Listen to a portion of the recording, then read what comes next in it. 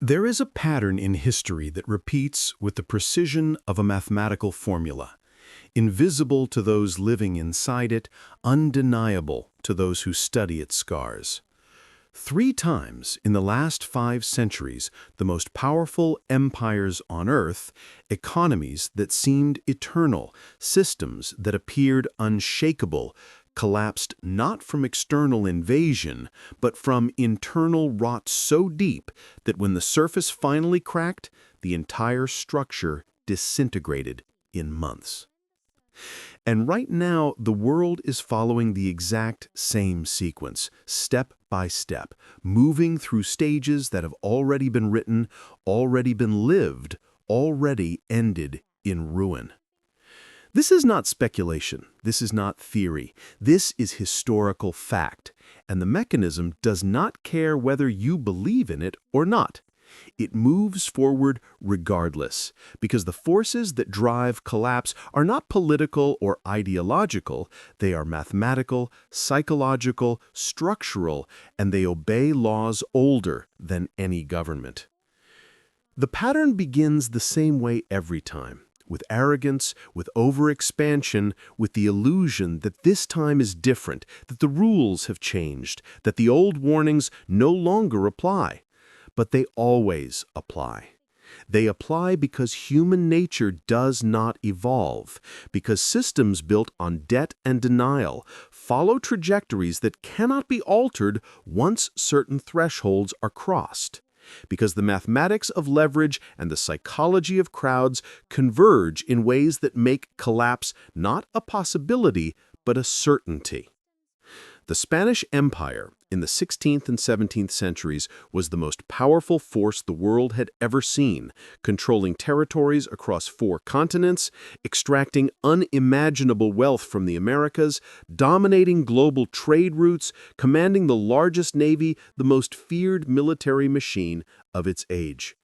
Spanish silver flooded Europe. Spanish galleons ruled the oceans, and Madrid believed itself chosen by God to govern the earth.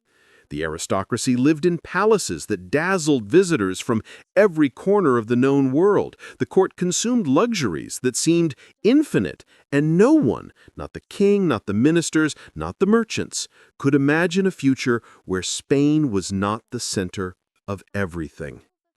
But beneath the gold-plated surface, the empire was already dying. The silver from the New World did not create wealth, it created inflation, driving prices higher and higher while wages stagnated, destroying the purchasing power of ordinary people, making Spanish goods uncompetitive in European markets. The crown financed endless wars across Europe with borrowed money, piling debt upon debt, defaulting on loans 4 times in 70 years, each time eroding credibility, each time narrowing the options for future survival. Agriculture collapsed as workers fled the countryside for the cities, chasing the illusion of wealth while the land turned barren. Manufacturing withered as the economy became addicted to imported goods paid for with silver that would not last forever. The elites refused to see it. They believed the flow of treasure would never stop, that Spain's dominance was ordained, that any suggestion of decline was treason or madness. And then suddenly, the silver mines began to run dry. The flow slowed. The debts could not be paid. The economy seized. And within a generation, Spain went from the most powerful empire on earth to a hollow shell. Its military defeated, its treasury empty, its people impoverished, its influence shattered. The same pattern played out again in France during the 18th century. A kingdom so magnificent, so culturally dominant, so militarily powerful that its language was spoken in every European court, its fashions imitated across continents, its philosophers shaping the intellectual life of the age. Versailles was the symbol of absolute power, a palace so vast, so opulent, so extravagant that visiting diplomats could barely comprehend the wealth on display. The French monarchy believed itself invincible, untouchable, eternal. But the finances of the state were catastrophic, hidden behind ceremonies and propaganda, buried under layers of denial that grew thicker every year. The crown had spent centuries fighting wars it could not afford, borrowing endlessly from bankers and aristocrats, taxing the peasantry into starvation while exempting the nobility and clergy from any burden, creating a system where the people who had nothing paid for everything, while those who had everything paid nothing. The debt spiraled beyond control, consuming more than half of all government revenue just to service interest payments, leaving nothing for roads, infrastructure, defense, or the basic functions of a state. Economists warned the king, ministers proposed reforms, but every attempt to tax the nobility or reduce spending was blocked by the very elites whose privileges were destroying the kingdom.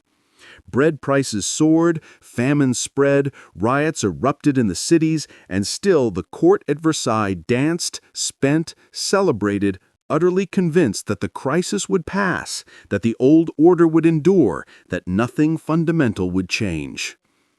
And then it did. The financial system collapsed, the crown declared bankruptcy, the Estates General was convened for the first time in over a century, and within months the entire structure came apart. The king was overthrown, the aristocracy slaughtered, the churches looted, and France descended into a decade of terror, war, and chaos that redrew the map of Europe and sent shockwaves around the world. The British Empire in the 20th century believed itself immune to the forces that had destroyed others. And why not?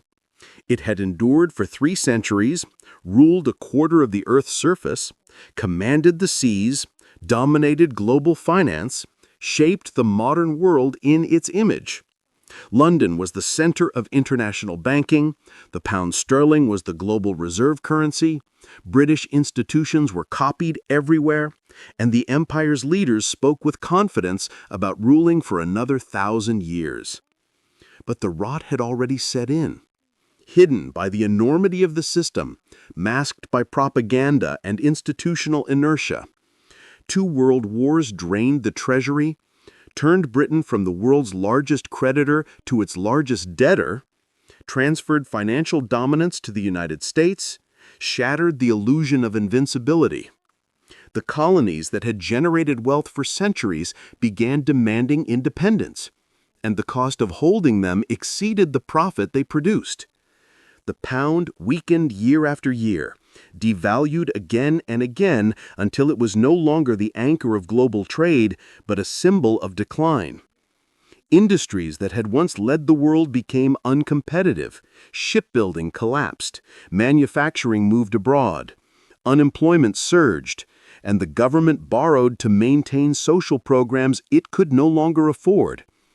The elites pretended nothing had changed, clinging to titles and ceremonies and the fantasy that Britain was still a great power. But by the 1960s, the empire was gone, the economy stagnant, the influence reduced to a shadow, and the nation that had dominated the world for 300 years became a secondary player, watching others shape the future. They all thought they were different. They all believed the rules did not apply to them. They all ignored the warnings until it was too late. This is not theory. This is historical fact, and the mechanism behind these collapses is identical every time, moving through stages that are predictable, unavoidable, and accelerating once they begin. It starts with overexpansion, with the system stretching beyond its capacity, taking on more obligations than it can sustain, more debt than it can repay, more complexity than it can manage. Then comes financial overstretch, where the cost of maintaining the system exceeds the revenue it generates, where borrowing becomes the only way to survive, where interest payments consume everything, where the math stops working but no one admits it. Debt cycles spiral as governments, corporations, and individuals borrow to cover previous borrowing, inflating asset prices, creating bubbles that seem like prosperity but are really just deferred collapse, building towers of leverage that will fall the moment confidence cracks. Elite denial follows, where the people in power refuse to see reality, surround themselves with advisors who tell them what they want to hear, dismiss critics as pessimists or traitors, double down on policies that are failing because admitting failure would mean admitting they were wrong and the system they built is doomed. Public discontent grows as ordinary people feel the strain before the elites do. As prices rise, wages stagnate, opportunities disappear, and the gap between the promises of the system and the reality of daily life becomes unbearable, breeding anger, resentment, radicalization. Authoritarian reaction comes next, as the state tries to suppress dissent rather than address its causes, cracking down on protests, censoring information, scapegoating enemies, tightening control in ways that accelerate the loss of legitimacy. And then the final break, the moment when confidence shatters, when the illusion can no longer be maintained, when the system collapses not slowly but suddenly, faster than anyone thought possible, leaving chaos in its wake. The pattern does not care about belief or ideology. The math never lies. Once the system enters this phase, collapse accelerates. And right now, the world is deep inside this cycle, moving through stages that historians will someday describe with the same clarity we now use to describe Spain, France, Britain. We are already in the late stages, and the signs are not subtle.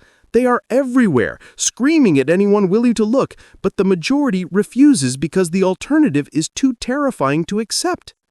The economic domain shows debt levels that dwarf anything in history.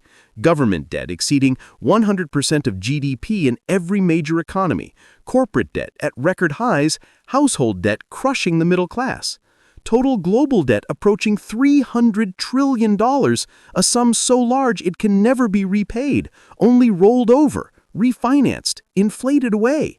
Central banks have spent 15 years suppressing interest rates to levels never seen before, printing trillions in new currency, inflating asset bubbles in stocks, real estate, bonds, creating the illusion of wealth while eroding purchasing power, driving inequality to extremes not seen since the 1920s, right before the last great collapse. Inflation is returning, not the mild inflation of stable economies, but the aggressive inflation of dying currencies, eating away at savings, wages, pensions, turning money into something that loses value faster than people can earn it. Credit stress is spreading as bankruptcies rise, defaults increase, and the entire system depends on cheap debt continuing forever, which it cannot.